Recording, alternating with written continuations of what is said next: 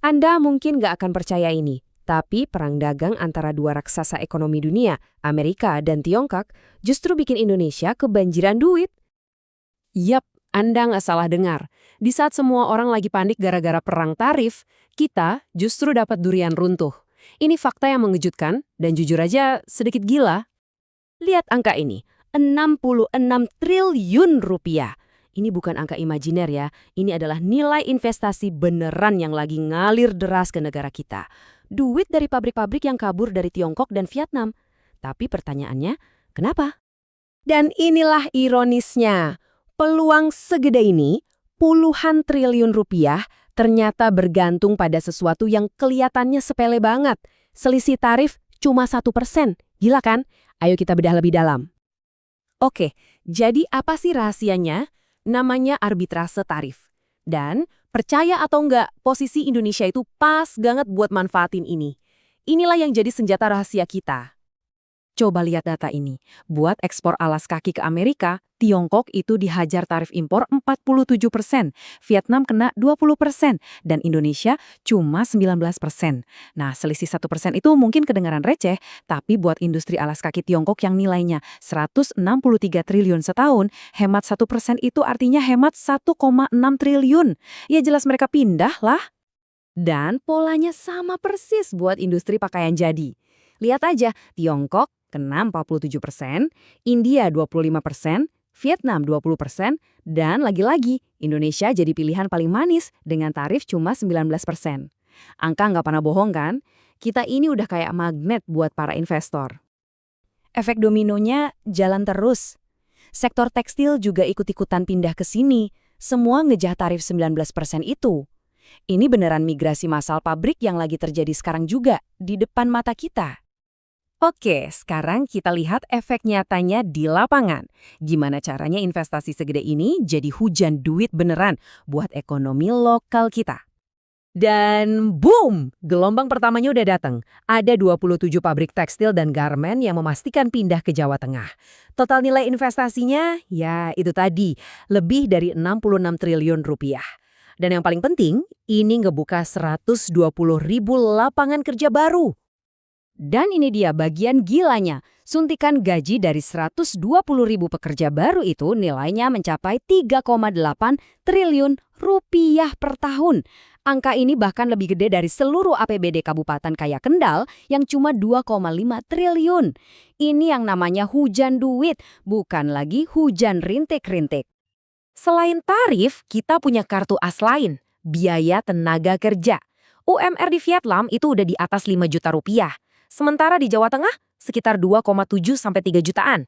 Investor lihat angka ini, mereka nggak pakai mikir dua kali. Langsung, yes Indonesia, take my money. Nah, kelihatannya sempurna banget kan? Tarifnya oke, UMR-nya kompetitif. Tapi tunggu dulu. Karena di tengah semua kabar baik ini, ada 3 bom waktu yang siap meledak dan bisa ngerusak semuanya. Ini dia, 3 monster yang harus kita lawan. Yang pertama, premanisme dan pemalakan. Kedua, pajak yang nggak kompetitif. Dan ketiga, korupsi yang, ya ampun, merajalela. Monster pertama, premanisme. Dengerin ini. Pabrik baru mau berdiri, udah didatengin ormas. Mau investasi, malah dipalak. Ini ekonomi apalagi main GTA online. Jelas nggak bisa diterima. Monster kedua, pajak. Coba bandingin deh. Pajak korporasi di Vietnam itu cuma 10%. Singapura 17%. Nah Indonesia 22%, paling tinggi. Kalau kita nggak berbenah soal ini, ya siap-siap aja investor bilang bye-bye. Dan monster yang ketiga, yang paling ngeri, korupsi. Peringkat kita 99 dari 100 negara di salah satu survei korupsi. Ini udah bukan lampu kuning lagi ya. Ini lampu merah, gede banget. Sebuah sinyal bahaya buat siapapun yang mau bisnis di sini. Tapi masalahnya nggak cuma 3 monster itu. Ada lagi yang lebih parah. Semacam sabotase dari dalam. Sebuah kebijakan yang justru malah melumpuhkan kemajuan kita sendiri. Oke, jadi gini ceritanya. Pemerintah lewat LPS udah nyuntikin ratusan triliun rupiah ke bank-bank. Tujuannya bagus banget, biar duitnya itu diputerin lagi jadi kredit buat ngerakin ekonomi real. Tapi apa yang terjadi? Bank-banknya malah ogah nyalurin kredit. Loh kenapa? Karena ada jalan pintas yang lebih gampang. Parkir duitnya di Sekuritas Rupiah Bank Indonesia atau SRBI. Dapat bunga 4,6%. Tanpa risiko sama sekali. Ngapain pusing-pusing kan? Tinggal duduk manis, dapat cuan. Hasilnya, ya ekonomi kita jadi kecekik dari dalam. Duit yang seharusnya berputar di luar sana malah mandek di bank sentral. Ini persis kayak kita lagi mau ngebut, gas udah diinjek dalam-dalam, tapi rem tangannya ditarik kenceng, ya nggak bakal jalan.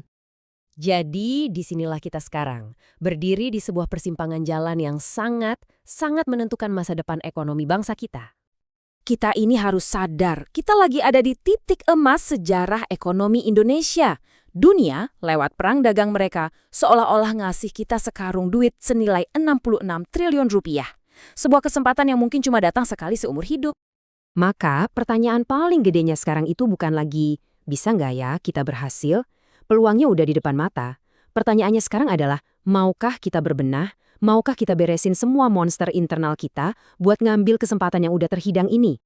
Karena pada akhirnya, kalau sampai kita gagal, kalau kesempatan emas ini lewat begitu aja, kita nggak bisa nyalain dunia atau negara lain. Itu murni salah kita sendiri. Jangan sampai ketinggalan. Video seperti ini jarang banget saya buat. Kalau konten ini bermanfaat, tolong banget like, komen, dan subscribe sekarang juga sebelum algoritma YouTube menyembunyikan channel ini dari beranda kamu. Share juga ke teman-teman yang butuh info ini sebelum terlambat.